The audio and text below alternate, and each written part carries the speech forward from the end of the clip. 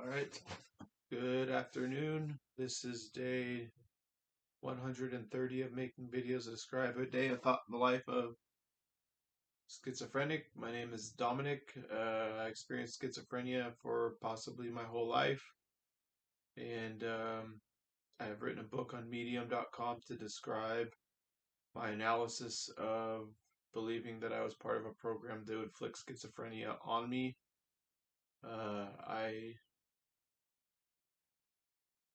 It is about technology and society that can help create schizophrenia in people. I believe I am subject to a cognitive war, and I have expressed in day 17 of these videos why I call myself schizophrenic rather than targeted individual.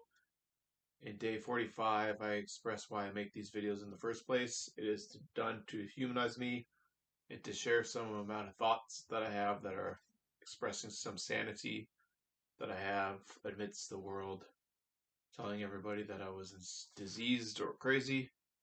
I do experience schizophrenia, but like I say, I think it is something that has been inflicted upon me. And so I'm going to get started here today.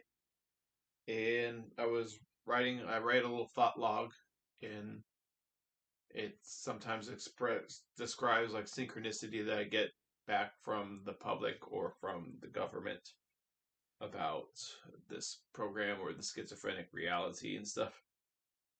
And I had written down that there was a safety commissioner for Karen Bass. I believe she appointed him, and he was ultimately someone that was responsible for informing her about the fire in the fire danger for the Palisades fire. And his office would have been responsible for that, but he had been cut out of the office because he had been investigated by the FBI for calling in a bomb threat to City Hall.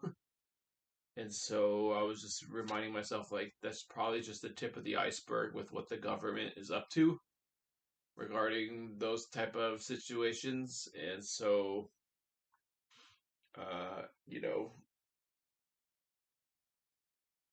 you take a look at someone like Donald Trump, and you say Karen Bass is using language like describing the ice raids in Los Angeles as a big giant experiment.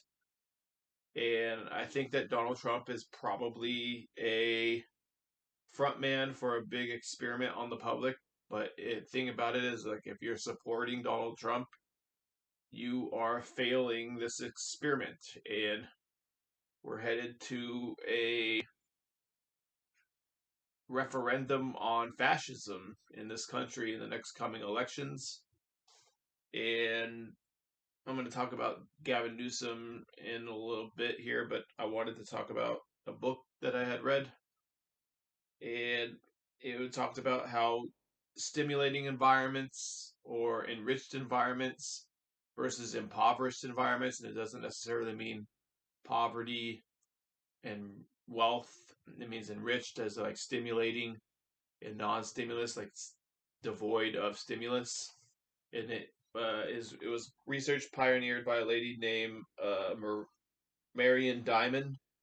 She died in 2017, but she continued experiments up until then. And she started in like 1960, and she came up with the theory that the brain was neuroplasticity in the brain, that your brain was could expand and grow, and brain cells grow and connected and grew your brain, and the idea that it folds over and it's plastic, meaning that it there's plasticity to it. It grows and stuff. It changes size or whatever.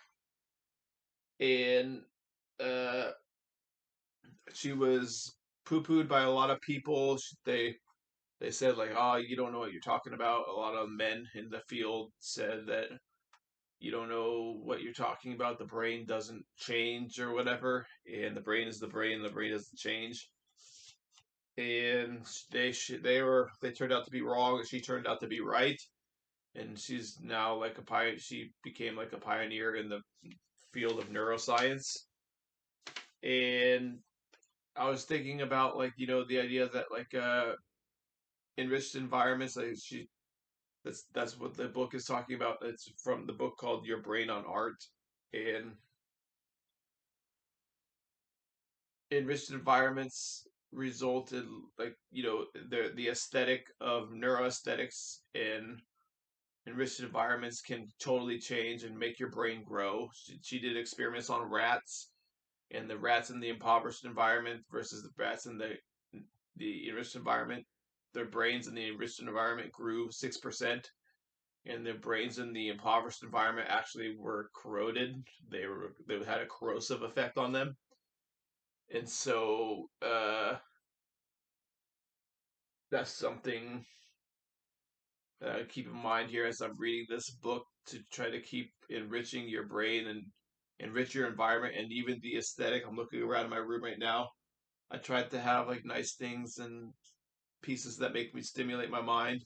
And that's probably why people like to change up their environment a little bit. It's the stimulus, the aesthetic changes, and it creates a stimulus for you. And put a picture on the wall or something, or you read a book or something, and it helps your brain grow. And so, yeah.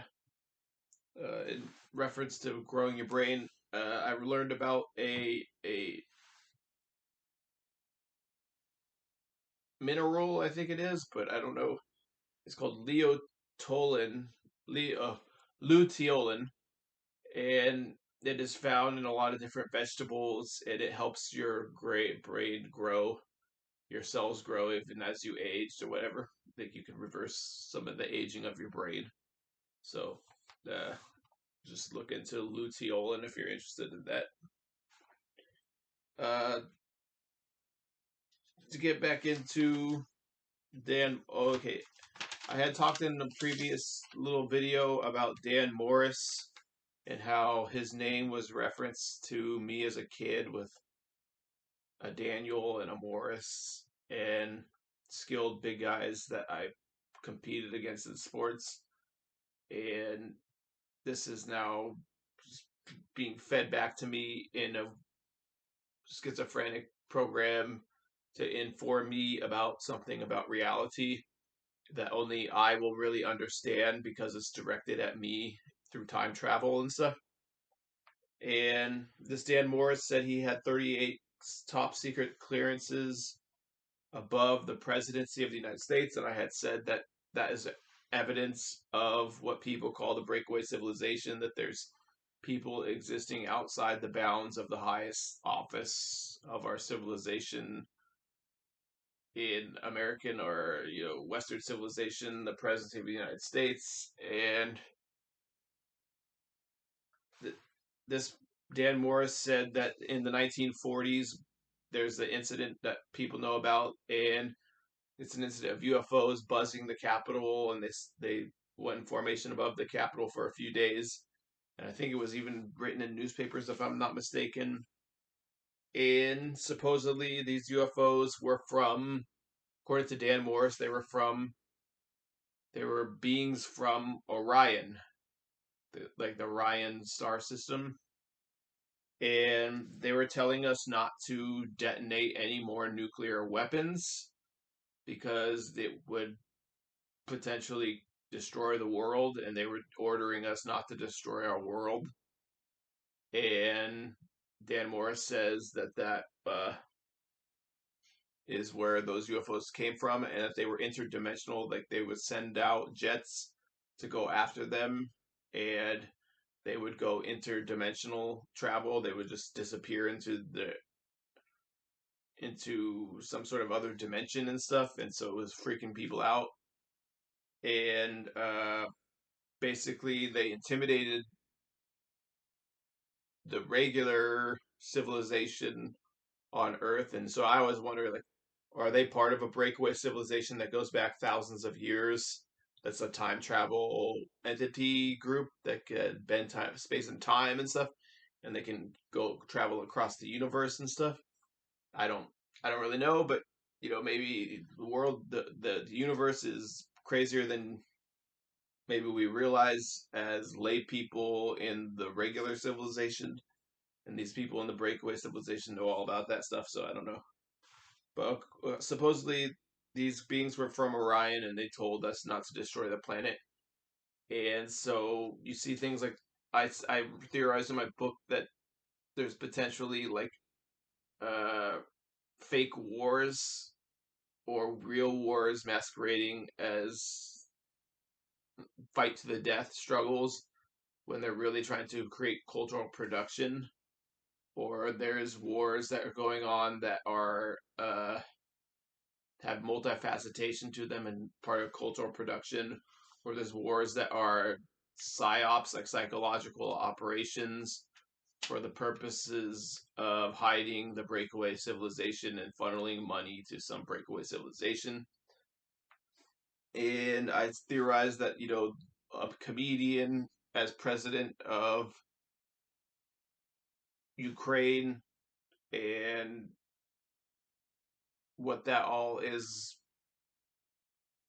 about, I don't really know. Like, you see the leaders go and they walk around Ukraine and they're kind of like smiling, laughing, and it just doesn't seem like a war zone to me when you see that happening. It's a little weird that they would be doing that. So I've I've been communicated to in code that says the war is somewhat of a psychological operation and that they're hiding something else, and so makes you wonder if like these beings from Orion came down and told us to not to destroy our planet, so the people in charge of the governments of the world are in agreement that like, okay, we're going to enter into this federation. Maybe over the years there's been treaties supposedly by Eisenhower, if I'm not mistaken, or Truman or Eisenhower, and they had like a treaty supposedly. And so it makes you wonder if like these wars are like Big Brother wars in 1984.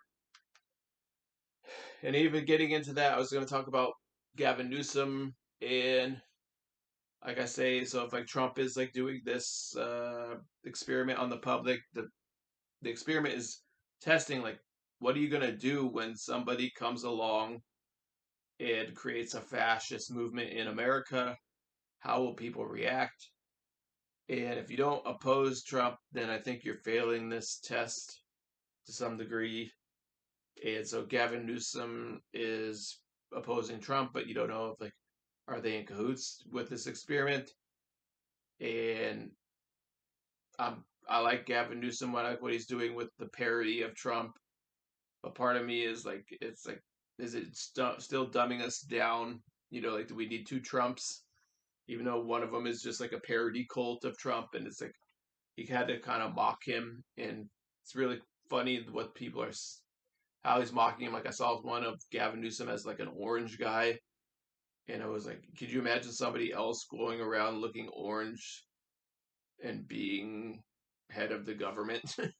And you can't really. It's just kind of funny. It just it just kind of shows how ridiculous this guy is, and it's become so normalized the way he talks to people and stuff.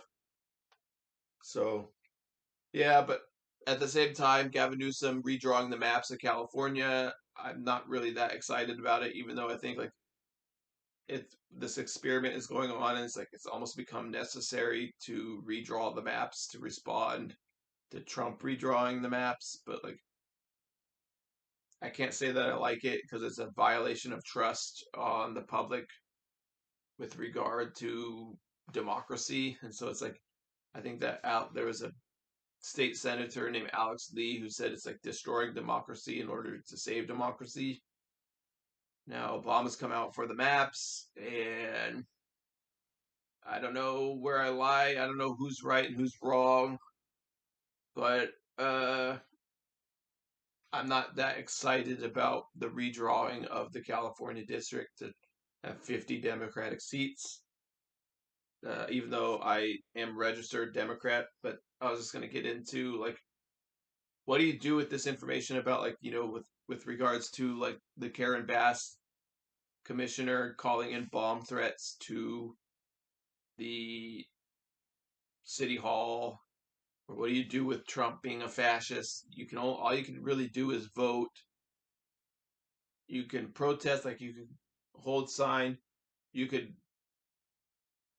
do something violent, but like if you do something violent, it's just going to feed the beast and justify draconian measures. Like there was the incident where that big balls guy got mugged in DC, and it was just used as a pretext to bring in the National Guard. Obviously it was not worthy pretext, but like it was used anyways as the pretext and stuff. So it's like it just feeds the beast. If you do anything violent, it feeds if you could protest, you could get in a sign and go hold the sign, and I guess that's what you do. He peacefully protests. That's what Gavin Newsom wants people to do, so that's why he's coming out and getting on the side of the people against a fascist encroachment by the government. I don't know. Anyways, these are my thoughts on it as I'm sitting here today, and I don't know what you do with all this information. Uh, then I have the schizophrenia where they're using Trump to trauma bond me to Trump. Trump is constantly trying to trauma bond me to him. He's kind of a weird mind control guy. And yeah, so I guess I'll just say that one more time. And that's my day in the life of schizophrenia today. All right, goodbye.